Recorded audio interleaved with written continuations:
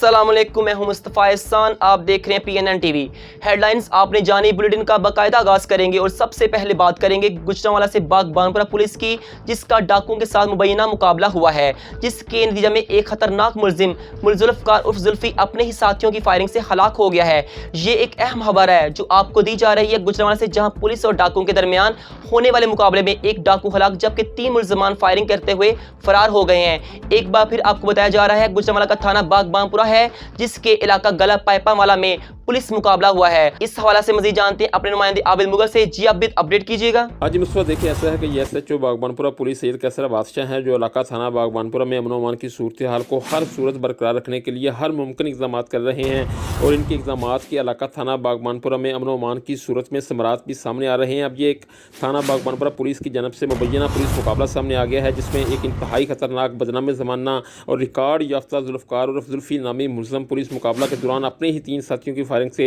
हलाक हो गया है। इस हवाले से जब हमने SHO बागबानपुरा पुलिस सैयद कैसर बादशाह से रब्ता किया तो उन्होंने इस पुलिस मुकाबला में मुलज़म जुल्फ़िकार उर्फ जुल्फ़ी की अपने ही साथियों की फायरिंग के नतीजे में हलाकत की तस्दीक की और PNN TV को बताया कि हलाक होने वाला मुलज़म जुल्फ़िकार उर्फ जुल्फ़ी एक इंतहाई खतरनाक और रिकॉर्ड याफ्ता मुलज़म था, जिसके खिलाफ ज़िला के कई एक थानों में दर्जनों डकैती, राहज़नी और कत्ल के मुकदमात दर्ज थे और मुलज़म ने इलाका थाना बागबानपुरा में भी एक बेगुनाह शहरी को डकैती मज़ाहमत पर कत्ल कर रखा था। मुलज़म की गिरफ्तारी के बाद इसको माल मसरूका और आला कत्ल की बरामदगी के लिए लेकर जाया जा रहा था कि गला पाइपावाला के करीब मुलज़म जुल्फ़िकार के होंडा 125 पर सवार 3 मुसल्लह साथियों ने इसको पुलिस की हिरासत से छुड़ाने के लिए पुलिस पार्टी पर सीधी फायरिंग कर दी, जिस पर सरकारी गाड़ी को भी फायर लगे। इसी असना में मुलज़म जुल्फ़िकार भी गाड़ी से छलांग लगाकर फरार हो गया, जिस पर पुलिस ने मुलज़म जुल्फ़िकार और इसके साथियों को हथियार डालकर गिरफ्तारी देने का कहा, मगर मुलज़मान ने गिरफ्तारी देने के बजाय पुलिस पर मुसलसल फायरिंग जारी रखी। जिसके बाद इस संगीन सूरत हाल के पेश नज़र अफवाज से खुद इख्तियारी के तहत पुलिस ने भी जवाबी फायरिंग की। मुलज़मान की जानब से फायरिंग का सिलसिला खत्म होने के बाद पुलिस ने देखा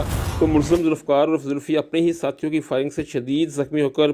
ज़मीन पर गिरा हुआ था, जिसको तिब्बी इमदाद देने के लिए रेस्क्यू 112 को भी मौका पर बुला लिया गया, मगर मुलज़म जुल्फ़िकार उर्फ जुल्फ़ी ज़ख्मों की ताब ना लाते हुए हलाक हो गया, जबकि मुलज़म के दीगर 3 साथी फायरिंग करते हुए मौका से फरार हो गए हैं, जिनके खिलाफ थाना बागबानपुरा में मुकदमा दर्ज करके इनकी तलाश शुरू कर दी गई है। जबकि दूसरी जानब CPO सरफराज अहमद फलकी ने SP सिटी वकार अजीम और DSP कोतवाली मियाँ तौसीफ की क़यादत में पुलिस मुकाबला में बहादुरी के साथ हिस्सा लेने पर SHO बागबानपुरा सैयद कैसर बादशाह और इनकी टीम के लिए नक़द इनाम और तरीफ़ी सर्टिफिकेट देने का ऐलान किया है। जी, आगे बढ़ने से पहले एक और खबर शामिल करते हैं गुजरांवाला से गैपको की, जहां